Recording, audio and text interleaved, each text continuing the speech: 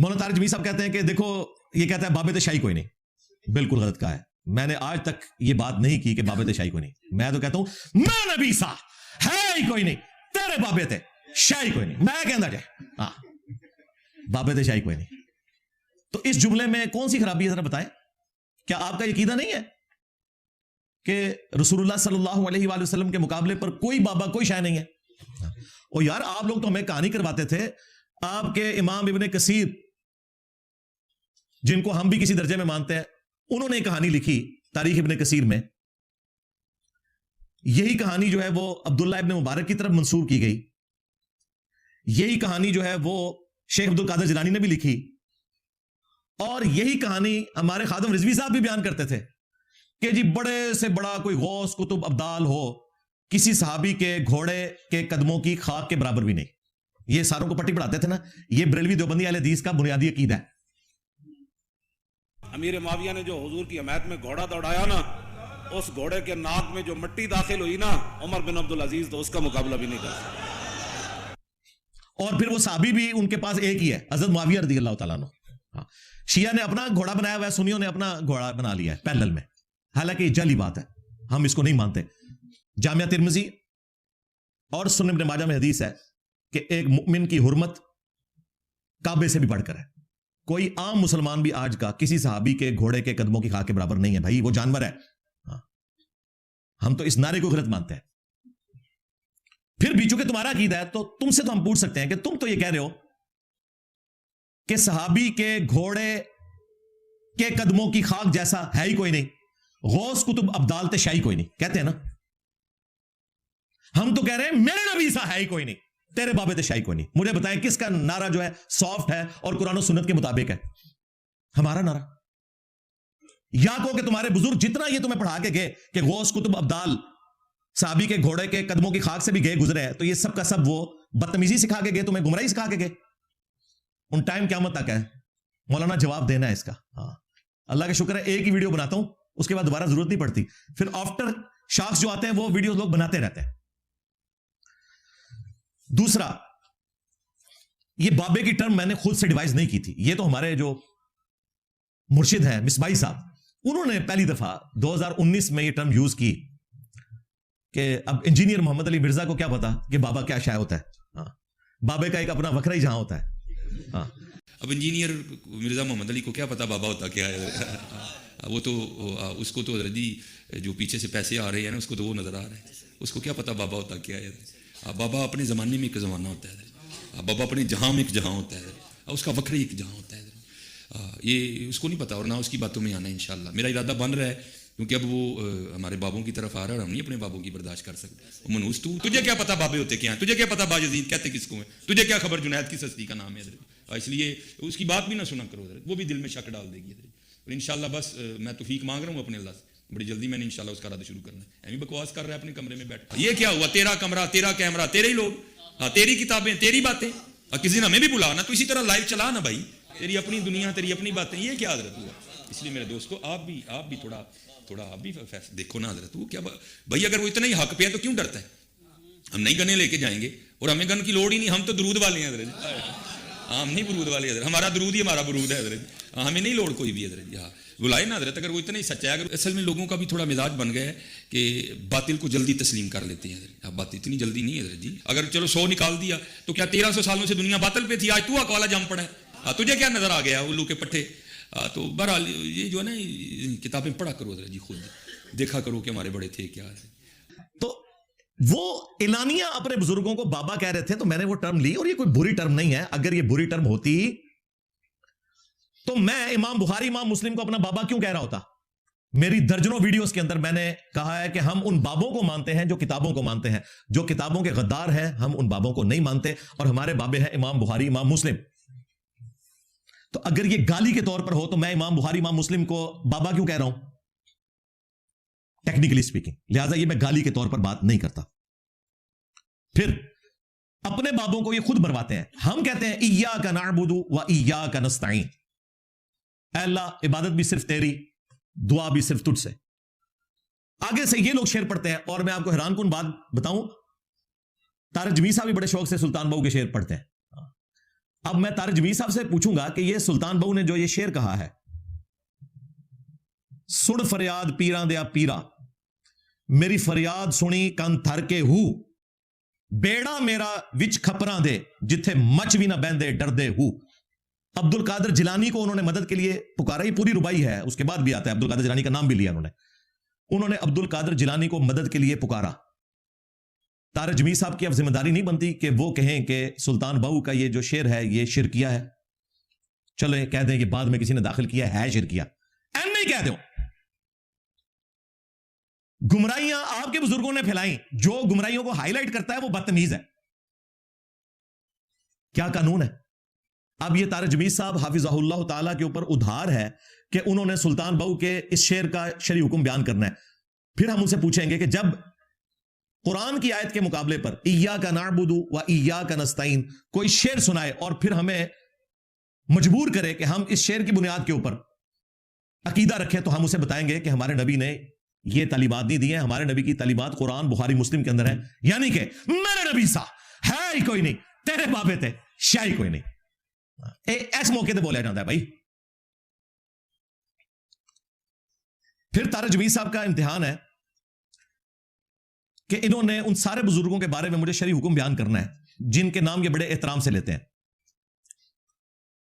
احمد صاحب ریڈوی صاحب کو بڑا رسپیکٹ کے ساتھ یہ ذکر کرتے ہیں، وہ کہتے ہیں ہم نے اپنے استادوں سے سنا ہے کہ ان کی کوئی ایسی بات نہیں ہے جو کفر کے درجے کو پہنچی ہوئی ہو، ہم ان کا بڑا احترام کرتے ہیں۔ یہ طارق جمیل صاحب کی ویڈیو ریکارڈ ہے۔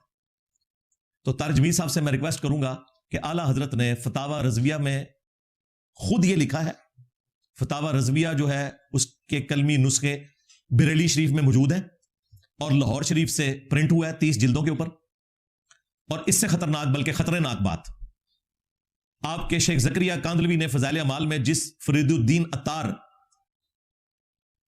کی تذکرۃ الاولیاء کے حوالے دیے ہیں نا، انہوں نے بھی یہ لکھا ہے بایزید بستامی کے بارے میں۔ اور ہمارے پنڈی کے جو مفتی صاحب ہیں حنیف قریشی صاحب، انہوں نے ویڈیو میں جملے بولے ہیں کہ بایزید بستامی کہتے تھے کہ قیامت کے دن محمد اور تمام انبیاء میرے جھنڈے کے نیچے ہوں گے، لوائی اعظم من لوائی محمد، میرا جھنڈا محمد کے جھنڈے سے بھی بڑا ہوگا، ولیعوذ باللہ تعالی۔ اس کے علاوہ اور بہت ساری جو ہے نا وہ تعویلات ہیں، مثلا یہ جو مرزا صاحب جو ہے نا اپنی انہوں نے بنائے ہوئے لوگوں کو کہتے ہیں کہ میرا جھنڈا لوائی اعظم من لوائی محمد، میرا جھنڈا محمد صلی اللہ علیہ وسلم کے جھنڈے سے بڑا ہے، ٹھیک ہے۔ اب اصل میں یہاں یہ بیک پہ نہیں جا رہے کہ یہ صوفیاء ایک ٹرم کے تحت یہ لفظ بول رہے ہیں۔ ٹرم کیا ہے؟ وحدت الوجود، یہ خاص کیفیت ہے، جذب کی خاص کیفیت ہے، یہ کوئی عام بات نہیں ہے۔ اب میں اس کی تعویل کر رہا ہوں جو ہے نا لوائی اعظم من لوائی، میرا جھنڈا محمد کے جھنڈے سے بڑا ہے۔ صوفیاء یہ کہتے ہیں کہ یہ جس طرح حضرت موسیٰ علیہ السلام طور پہ گئے تو وہاں درخت میں سے آواز آئی انی انا اللہ رب العالمین، تو اللہ تعالیٰ بوٹے سے بول سکتا ہے، زبان ولی سے نہیں بول سکتا۔ تو اب یہ زبان بایزید کی نہیں تھی، زبان ان کی ایک کلام رائی ہو رہا ہے، اور وہ کہہ رہے ہیں میرا جھنڈا محمد کے جھنڈے سے بڑا ہے۔ شکر ہے یہ جملہ بھی ساتھ اس نے بولا، پہلے جملے کی انہوں نے تعویل کر لینی تھی کہ وہ حضور نے وقتی طور پہ نا بایزید کو جھنڈا پکڑانا ہے، تو وہ اس لیے کہہ رہے ہوں گے کہ میں حضور دا جھنڈا پھڑیا ہوئے گا، اور اللہ تو بندے بایزید نے کیوں جھنڈا پھڑنا ہے، مولا علی پھڑن گے، بایزید نے کیوں پھڑنا ہے۔ شکر ہے اس نے اگلا جملہ بولا کہ میرا جھنڈا محمد کے جھنڈے سے بڑا ہوگا، یعنی وہ مان گیا کہ محمد کا جھنڈا الگ ہے اور میرا جھنڈا الگ ہے۔ اور اعلیٰ حضرت بھی کہہ رہے ہیں، فرید الدین عطار بھی کہہ رہے ہیں، اور مفتی حنیف قریشی صاحب نے ویڈیو میں کہا کہ میں اس کی تعویل کروں گا کہ ان کے منہ سے اللہ بول رہا تھا، تو اللہ کا جھنڈا تو محمد کے جھنڈے سے بڑا ہوگا۔ اور بھائی اللہ کا جھنڈا جو ہے وہ تو آلریڈی رسول اللہ کے ہاتھوں میں ہے، تمہارے بابے کے ہاتھ میں کس کا جھنڈا ہے؟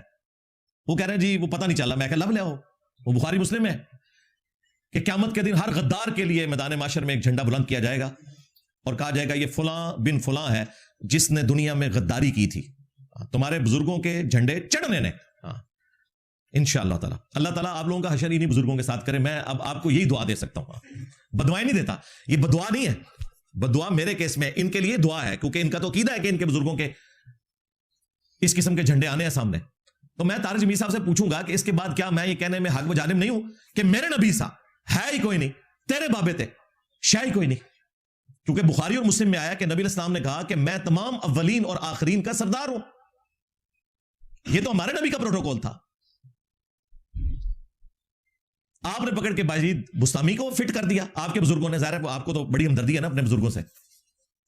تو اب مجھے بتائیں کیا طارق جمیل صاحب کا فرض نہیں بنتا کہ جس طرح مجھے یہ بدتمیز اور گمراہ کہہ رہے ہیں ان بزرگوں کو ایکسپوز کرنے پر، اور ایکسپوز بھی کوئی ایسی کتابوں سے نہیں جو بدل گئی ہیں، جو کتابیں ان کے بزرگ اون کرتے ہیں، تو اگر میں بدتمیز ہوں تو اپنے بزرگوں کا پہلے اسلام آپ ثابت کریں, اس کے بعد پھر مجھ سے معافی مانگیں. اب ان باتوں کا ان کے پاس جواب کوئی نہیں ہوگا, لیکن الحمدللہ میں نے کہا کہ میں اپنی زندگی میں اپنے حوالے سے جتنے بھی اس قسم کے وصف سے ہیں وہ خود سیٹل کر دیتا ہوں, ضرورت ہی نہیں پڑتی. اللہ کا شکر ہے کہ کوئی اور بندہ آ کے ہماری طرف سے دفاع کرے. اب میں مولانا کو ان کے گھر کی خبر اسی کانٹیکسٹ میں دوں گا. انہوں نے کہا کہ انجینئر جو ہے یہ بدتمیز ہے اور گمراہی پھیلا رہا ہے, تو میں انہیں بدتمیزی کے نمونے ان کے اپنے بزرگوں سے دکھاتا ہوں. 5 مثالیں میں رکھوں گا طارق جمیل صاحب کے لیے حفظہ اللہ تعالی, اور میں ایکسپیکٹ کروں گا کہ وہ اپنے بزرگوں کو بھی بدتمیز کہیں. مثال نمبر 1, المہند علی المفند. اس کتاب کا نام ہے ہند کی تلوار ایک سٹھیائے ہوئے پاگل بابے کے اوپر, اور وہ سٹھیائے ہوا بابا انہوں نے احمد بریلوی کو کہا, جو اپنے مخالفین کو پاگل بابا کہیں اور اس کے اوپر اشرف علی تھانوی صاحب کے سگنیچر موجود ہوں. ان کے علاوہ بھی 30 سے زیادہ علماء کے سگنیچر ہوں. آج تک جتنے علماء آتے ہیں نا وہ بھی اپنا لطف فرائی کرتے ہیں کہ ہم بھی انڈورس کرتے ہیں المہند کے عقیدوں کو. تو یہ سارے کے سارے بزرگ ان کے اس بدتمیزی میں شریک ہیں, انکلوڈنگ اشرف تھانوی صاحب. المہند علی المفند, اس نام کے اوپر تو ایگری کر گئے نا. اور یہ کتاب لکھی ہے شیخ زکریا کاندلوی کے پیر و مرشد خلیل احمد سہارنپوری نے, لہذا ان کو آن کرنا پڑے گا, ان کو بدتمیز ڈکلیئر کریں. مثال نمبر 2, المہند علی المفند میں انہوں نے احمد بریلوی صاحب اور ان کے سارے ماننے والوں کو کہا یہ شیطانی لشکر ہے جو علماء دیوبند رضی اللہ عنہم پر حملہ آور ہوا ہے. 14ویں صدی کے مولویوں کو رضی اللہ عنہم کہا, اور احمد بریلوی اور ان کی جماعت کو کیا کہا؟ شیطانی لشکر. جو اپنے مخالفین کو شیطانی لشکر کہیں, پلس یہ بھی کہا کہ جس طرح انبیاء پر شیاطین حملہ آور ہوتے تھے, علماء دیوبند رضی اللہ عنہم پر یہ حملہ آور ہوئے ہیں. تو کیا یہ بدتمیزی نہیں ہے؟ مثال نمبر 3, المہند علی المفند میں انہوں نے اہل حدیث کو اور ان کے جو امام ہیں مجدد محمد بن عبد الوہاب صاحب, ان کو کہا یہ خوارج کی ایک جماعت ہے. آج چندے ان سے لیتے ہیں ریانوں کی شکل میں. جو لوگ محمد بن عبد الوہاب کو مجدد مانتے ہیں نا, امام کعبہ عبد الرحمن سدیس, جب وہ پاکستان آتا ہے تو اس کو رائے ونڈ کا وزٹ کرواتے ہیں, انڈیا جاتا ہے تو ان کو دیوبند مدرسے کا وزٹ کرواتے ہیں. اور بھائی تم نے تو ان کے بڑوں کو خارجی کہا ہوا ہے المہند کے اندر, تو یہ تمیز ہے. اور اس سے بھی پہلے رد المختار, در مختار کے حاشیے فتاوی شامی میں ابن عابدین شامی نے بھی خوارج کی ایک جماعت کہا محمد بن عبد الوہاب صاحب کو. تو کیا یہ بدتمیزی نہیں ہے؟